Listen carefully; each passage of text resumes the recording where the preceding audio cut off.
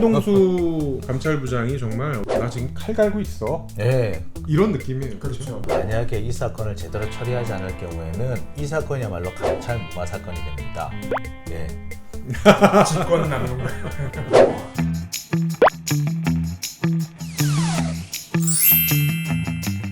여러분 안녕하십니까? 아주 3D 시작하겠습니다. 김태형 기자가 지난주에 불가피한 굳은 일로 같이 참여를 못했는데요. 이제 다시 복귀했습니다.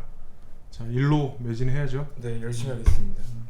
정경심 교수 재판이 지난주 11일, 12일 이틀 동안 연달아 열렸죠. 재판에서 가장 눈에 띄는 부분은 그 재판장이 증인으로 나온 조범동 씨한테 기억이 나지 않는다고 하는 것도 위증이다라고 다그친 부분입니다. 이 재판을 보면서 사실 사법농단 재판이 되게 많이 떠올랐어요. 그러니까 사법농단 재판에서 한승 변호사가 기억이 나지 않는다고 제일 많이 말하는 변호사입니다. 근데 한승 변호사가 네. 한승 변호사는 그 이재용 부회장 그 영장 실질 심사에서 같이 들어가서 그 기각을 얻어낸 그런 깜짝 놀랐다는 그런 그래서 재판을 담당을 했음에도 그 당시 재판이 어떻게 진행됐는지 기억이 안 난다고 얘기했는데도 재판장이 제지를 하지 않았어요. 근데 그 조범동 씨의 재판에서는 이제 정말로 기억이 안 나는 부분이죠. 그 익성의 임원 컴퓨터에 있는 자료까지도 검사가 물어봤는데 조범동 씨가 모른다고 하니까 그 재판장이 이렇게 다그치고 화를 낸 겁니다.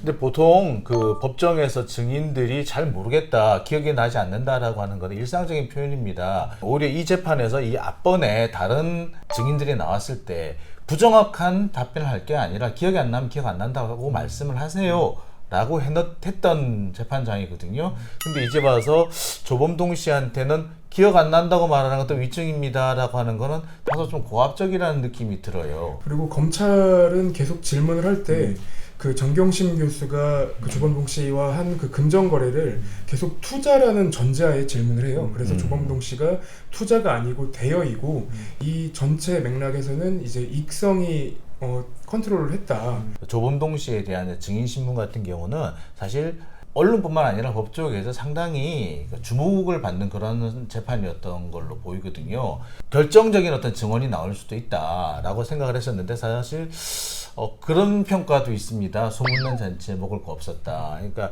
민감한 질문이 나오면은 조범동 씨가 모르겠다라고 해서 회피해 나갔고 또 본인한테 유리한 질문에 대해서는 적극적으로 해명을 해버리고 검찰로서는 상당히 좀 난감한 상황을 오히려 맞았다라고 볼 수도 있을 것 같아요. 그 투자, 네.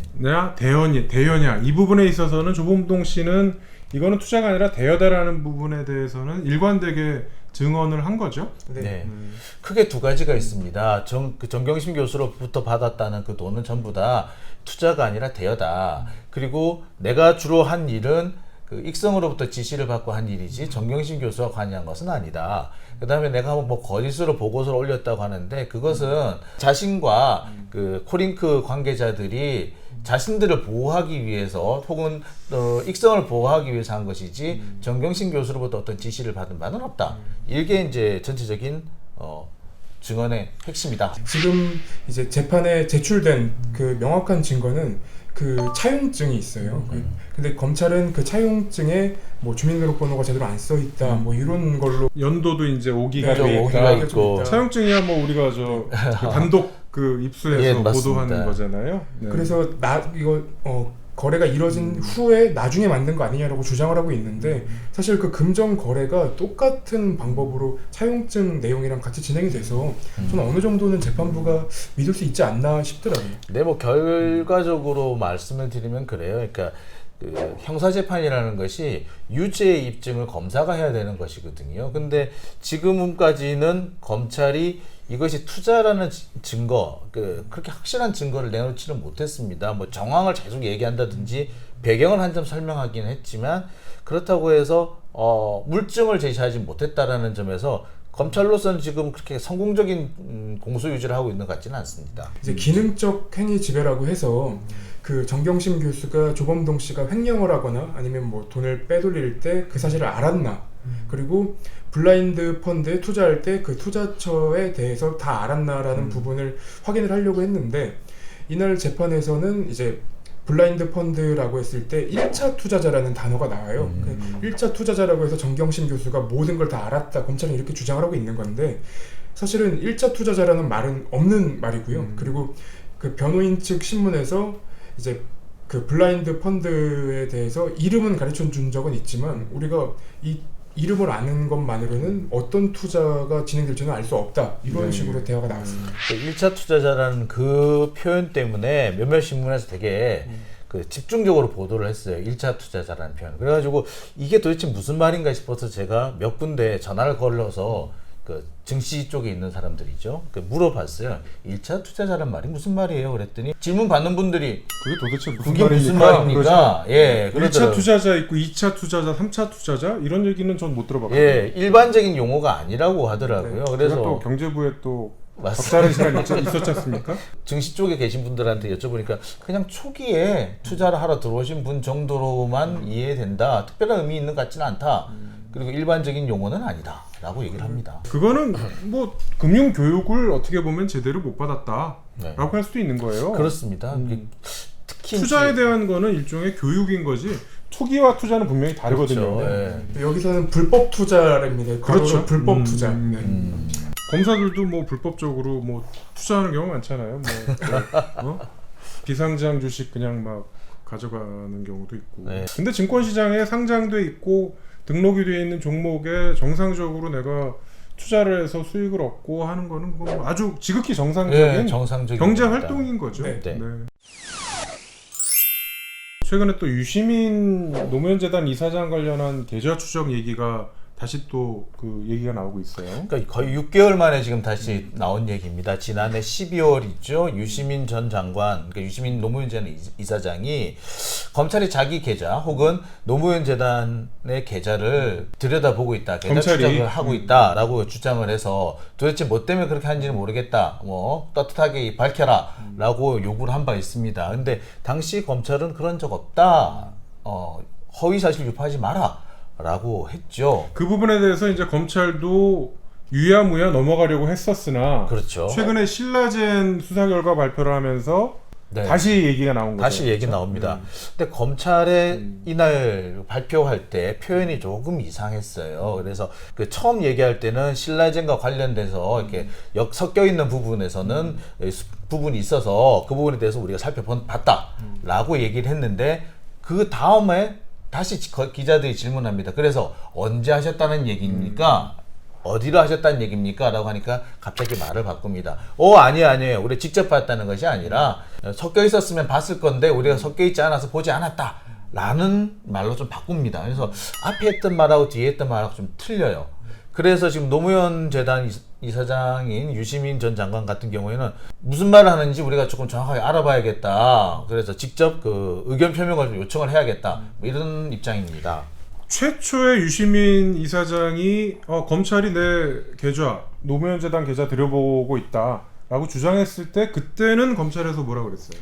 그 당시에 이제 유튜브 알릴레오 이제 채널에서 노무현 재단의 주거래에 있는 계좌를 검찰이 들여다본 사실이 있다는 것을 확인했고, 그리고 개인 계좌, 내 계좌를 봤을 가능성이 높다라는 점을 주장을 했는데, 네. 사실은 이 당시에 검찰이 해명을 한 거는 악의적 허위 보도, 그리고 이렇게 하면은 우리가 법적 조치를 하겠다라고 얘기를 했는데, 이제 와서 보면은 봤다는 게 그 검찰이 인정을 해버린 거예요. 법적 조치 안 했잖아요. 그 아직 안 검찰이. 했죠. 예.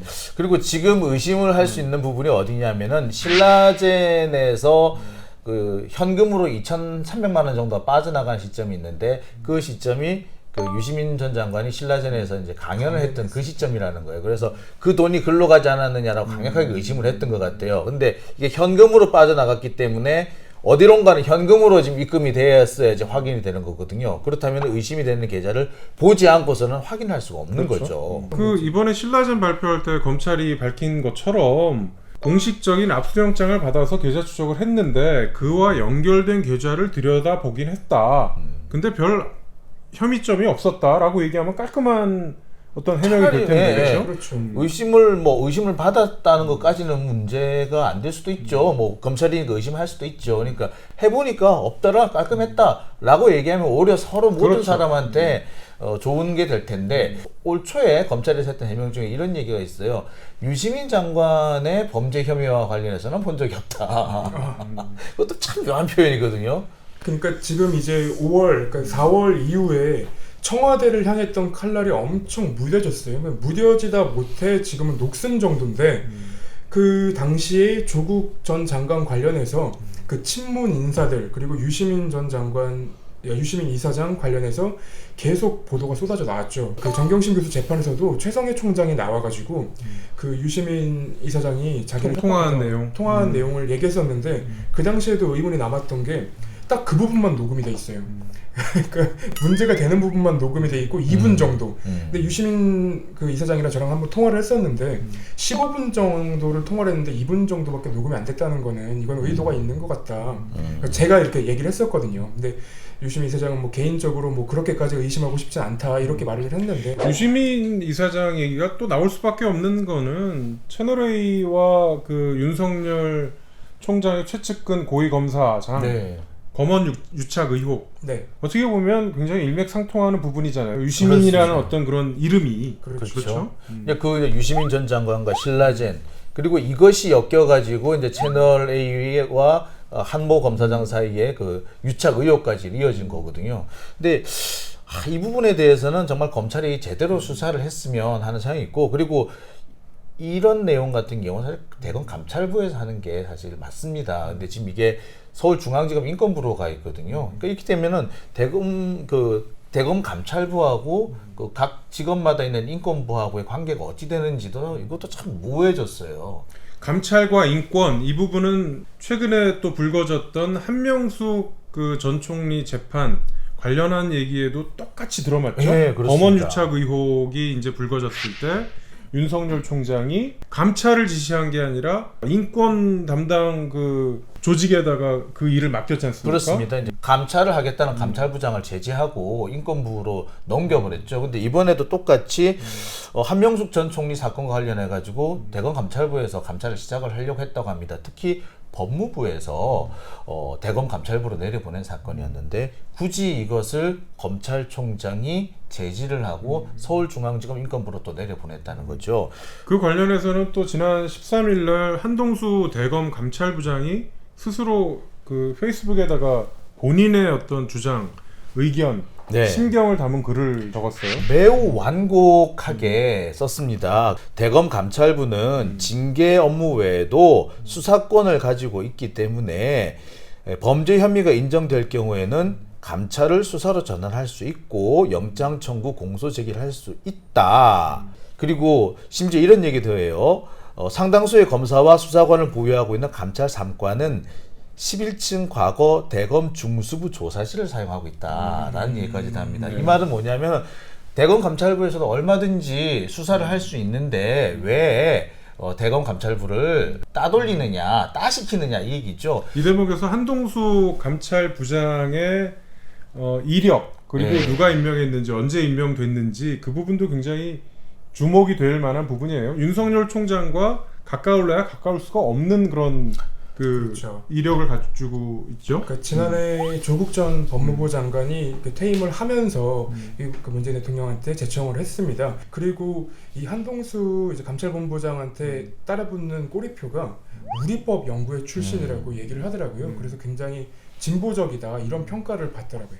감찰부장이라는 거는 대검의 부장이다 이러면 검사장급이지 않습니까? 검사장급이고요. 예, 그 임명과 동시에 검사로서의 직위를 취득하게끔 돼 있습니다. 그렇기 때문에 보통 다른 그 부서나 다른 기관에서의 감찰과는 좀 다르다고 볼 수가 있어요. 그리고 실제로 과거에도 보면은 대검 감찰부에서 감찰을 하다가 수사로 전환이 됐습니다라고 할 때가 대단히 많았습니다. 특히 이 감찰 시효가 3년인데 3년을 초과하는 경우인데 이게 그 단순히 징계 정도의 수준에서 끝나지 않고 범죄 수준인 경우에는 감찰 시효가 아니라 그때 공소 시효가 적용되거든요.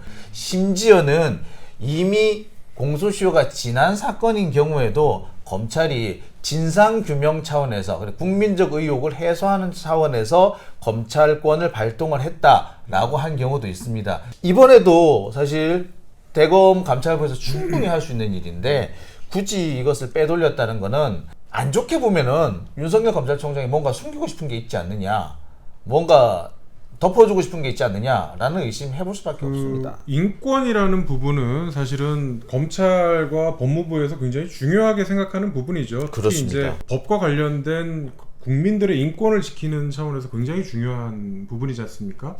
근데 최근에 보면 검찰에서 인권을 얘기하는 거는 스스로 검사들, 전직 검사들의 인권을 보호하기 위한 그들의 이권을 보호하기 위한 그런 예. 일종의 눈 가리고 아웅하는 그런 단어가 돼버렸어요. 인권이라는 말이요. 예. 그렇죠. 볼드모트 검사장 때도 그랬고요. 예. 그 전에 뭐 김학의 사건이라든지 여러 가지 과정을 보면은 검찰이 유독 제 식구한테는 약하구나, 제 식구 감싸기를 하는구나라는 의혹을 좀 떨쳐버리기 어려운 상황이 계속되고 있습니다. 검찰의 인권에 대한 무지 내지는 무시 이 부분은 우리 국가기관 중에 국가 독립기관으로 국가인권위원회가 있습니다. 그렇습니다. 국가인권위원회가 뭐 재소자 인권, 피의자 인권 굉장히 많은 그런 그 인권에 대한 부분을 검찰에 그 개선할 거를 이렇게 적시하는 경우가 굉장히 많았거든요. 근데 사실 들었습니까? 그런 척도 안 했거든요. 예. 네. 그래서 이 한동수 감찰본부장의 페이스북에 저는 되게 공감되고 논의 갔던 게 정치 쟁점화하여 진상규명이 지연되고 네. 그리고 표류하지 않게 하려면 관계 부서의 입장에서 사건의 과정과 결과를 명확히 구분하여 사건의 결과를 예단하지 말고 오로지 사건의 과정에 초점을 맞춰 논의해야 된다. 이런 말이 눈에 띄더라고요. 한편으로는 경고도 좀 날린 것 같아요. 이게 상당히 완곡하게 얘기는 했습니다만 법무부 장관과 검찰총장 두 분 모두 이 사건을 사심 없이 바라보고 있음을 믿고 싶다. 그리고 믿고 싶다. 예. 믿고 싶다. 또 재밌는 얘기가 있습니다. 검찰이 그들의 검찰이 아니라 국민의 검찰로 새로 나야 할 때가 밀물처럼 다가오는 것 같다. 굉장히 드라이하게 쓰셨지만 아픈 그런 대목들이 아마 있지 않을까. 그 아픈 사람이 누군지는 아파할까요? 아프십니까? 아유, 저는 그 대상이 아니죠. 그래서 지금 그 한동수 감찰부장의 어떤 앞으로의 그 행보나 결단을 만약에 내리는 네. 어떤 그런 과정이나 이런 거를 좀 유심히 지켜봐야 될 필요가 있지 않나라는 생각을 합니다. 재밌는 건 그렇습니다. 만약에 이 사건을 제대로 처리하지 않을 경우에는 이 사건이야말로 감찰 무마 사건이 됩니다. 네. 직권남용.